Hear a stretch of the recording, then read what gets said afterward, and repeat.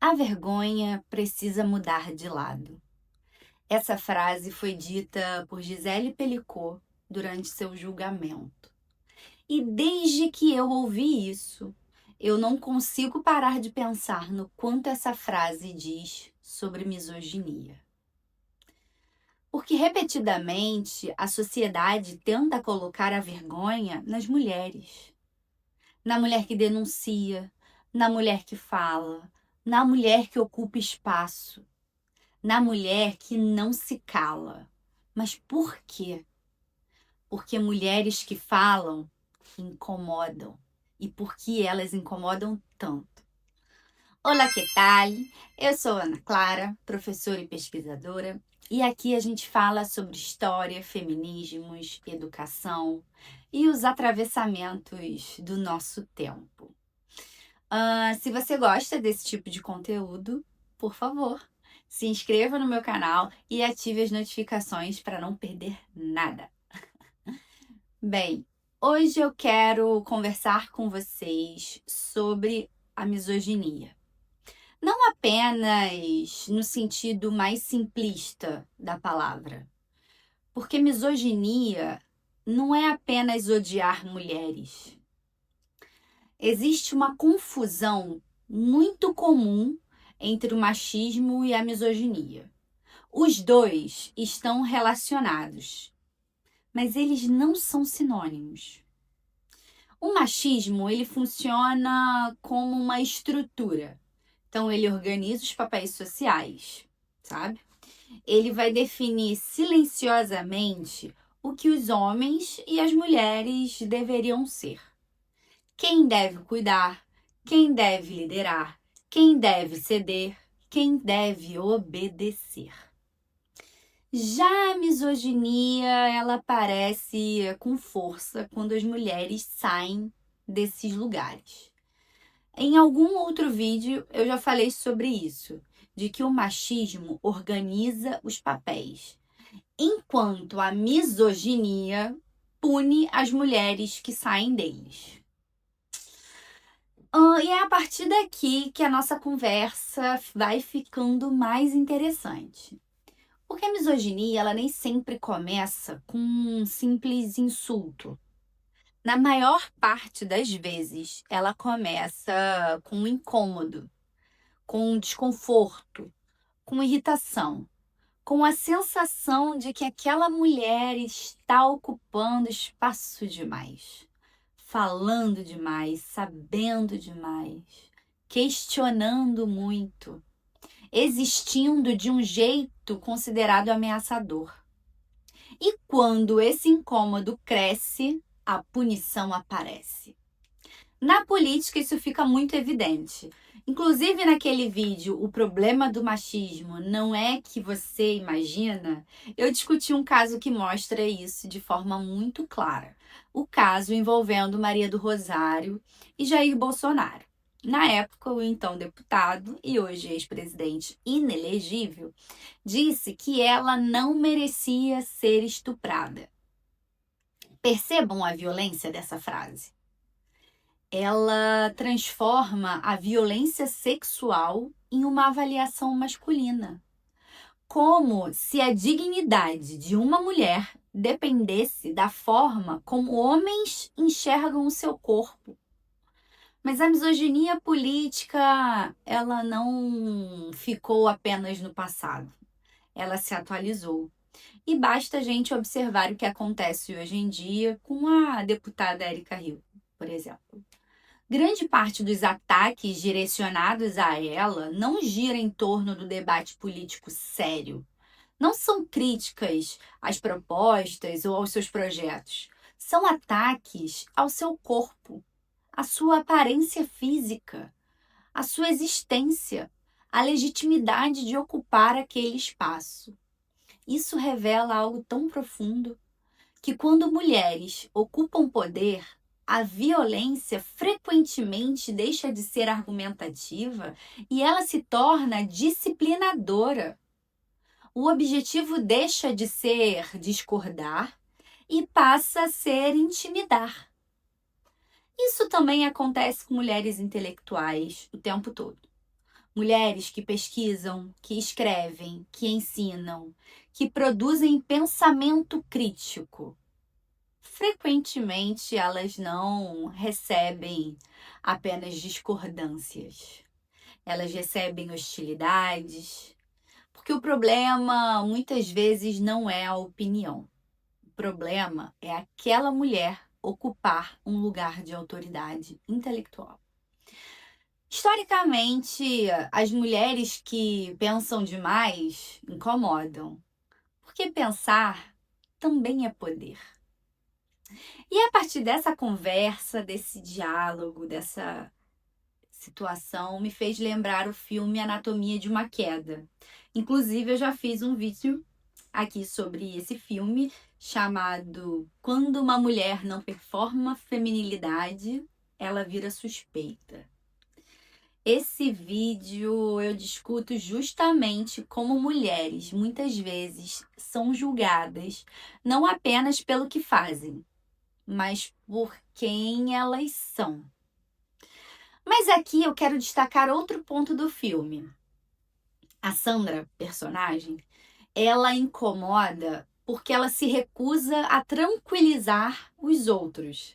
Ela não suaviza a própria inteligência, ela não adoça as próprias respostas, ela não se reforça para parecer menos ameaçadora. Ela não performa docilidade para ser aceita. E a misoginia, ela opera exatamente aí, na punição de mulheres que se recusam a performar a feminilidade confortável. A pergunta deixa de ser o que ela fez e passa a ser por que ela não é como esperamos? Por que ela não é como a gente quer que uma mulher seja e se comporte? Hoje, essa punição ganhou uma escala gigantesca. As redes sociais, elas amplificaram tudo. Então, os ataques estão coordenados, comentários sobre aparência, sexualização, ameaças, humilhação pública, exposição da intimidade. A misoginia digital, ela funciona como disciplinamento social. Ela envia uma mensagem muito clara. Existe um preço por ocupar a palavra.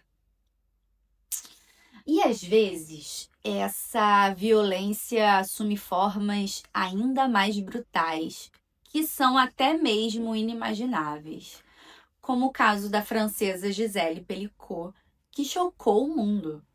Durante anos, o próprio marido a dopava, sem seu conhecimento, para que dezenas de homens a estuprassem enquanto ela estava inconsciente. E uma das partes mais perturbadoras desse caso é que muitos desses homens, eles não eram socialmente vistos como monstros. Eram homens comuns, vizinhos, trabalhadores, pais de família, homens considerados respeitáveis. Isso nos obriga a encarar uma verdade profundamente desconfortável. A violência contra mulheres nem sempre vem de figuras facilmente identificáveis como violentas. Muitas vezes, ela está integrada ao nosso cotidiano. No caso de Gisele, seu corpo foi tratado como propriedade, como um mero objeto, como algo disponível ao uso masculino. Isso revela que uma dimensão histórica da misoginia. A dificuldade de reconhecer mulheres como sujeitas plenas de autonomia sobre o seu próprio corpo. Mas Gisele fez algo poderosíssimo. Ela recusou o anonimato no julgamento, porque, nas palavras dela, a vergonha precisa mudar de lado.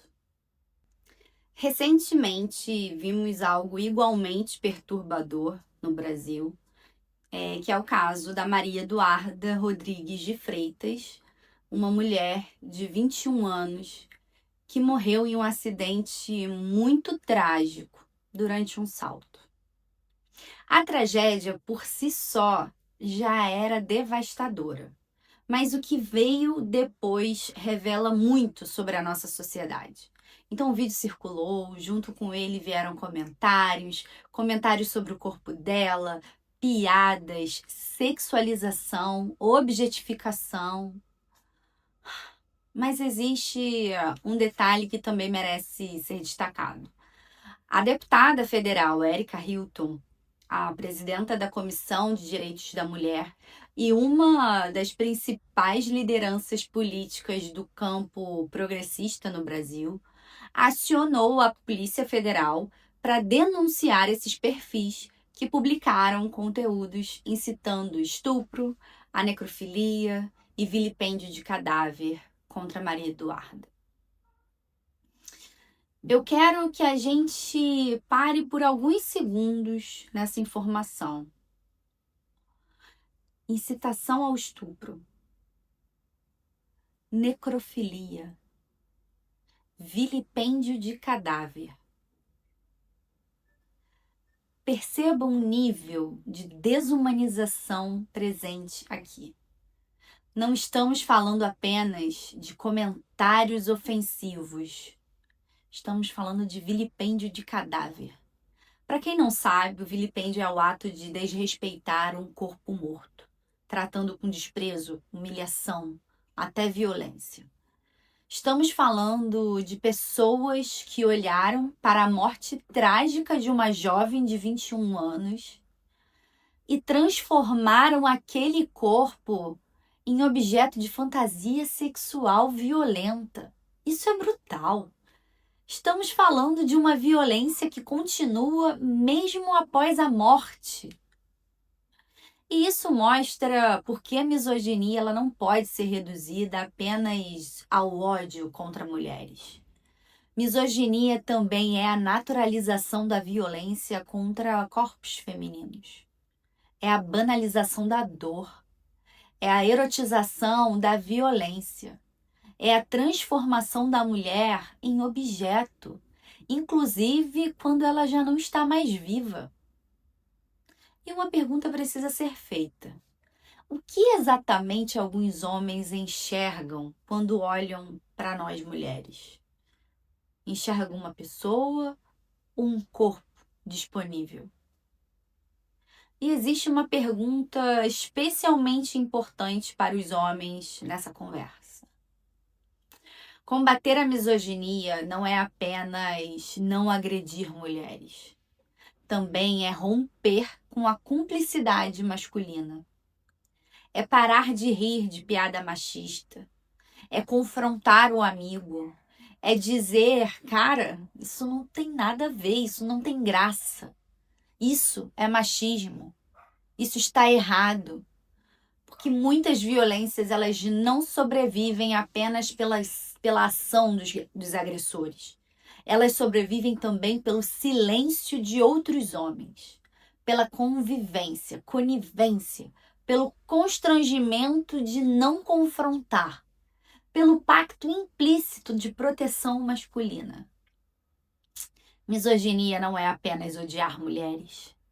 Misoginia também é punir, silenciar, ridicularizar e disciplinar mulheres que saem do lugar esperado.